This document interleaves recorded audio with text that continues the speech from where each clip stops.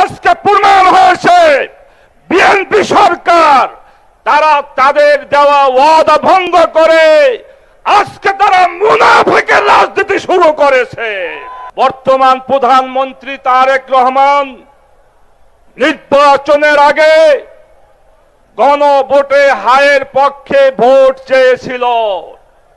আমরা দেখেছি বিএনপি সরকার নির্বাচনের আগে তাদের ৩১ দফা রাষ্ট্র মেরামত যে ঘোষণা করেছিল, এখানে ১ নম্বর দফা ছিল জনগণের অধিকার আদায়ের জন্য তারা সংবিধান সংস্কার কমিশন গঠন করবে।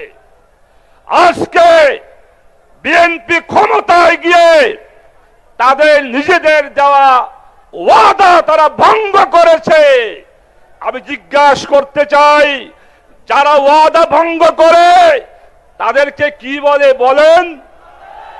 আজকে প্রমাণ হয়েছে বিএনপি সরকার তারা তাদের দেওয়া ওয়াদা ভঙ্গ করে আজকে তারা মুনাফিকের রাজনীতি শুরু করেছে, ধোঁকাবাজির রাজনীতি শুরু করেছে। পরিষ্কার কথা, এদেশের জনগণ কোন ধোঁকাবাজির রাজনীতি চলতে দেবে না ইনশাআল্লাহ। প্রিয় দেশবাসী, আমরা দেখেছি তারেক রহমান সাহেব উনি অনেক ভালো ভালো কথা বলেন, যেটা মানুষের হৃদয়কে আকৃষ্ট করার চেষ্টা করেন। কিন্তু তারেক রহমানকে বলবো,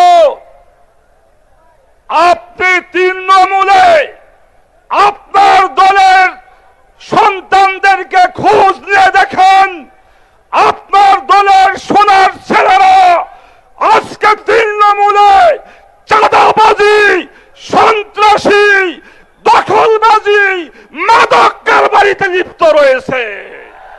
আপনার স্বপ্নগুলো আকাশ ছুবে প্রবাসীর হেলিকপ্টারের মাধ্যমে। বিয়ে, জন্মদিন অথবা যে কোনো বিশেষ প্রয়োজনে হেলিকপ্টার ভাড়া করতে যোগাযোগ করুন স্ক্রিনে দেয়া নাম্বারে। প্রবাসীর হেলিকপ্টার, নিরাপদ ও সাশ্রয়ী বাহনের বিশ্বস্ত নাম।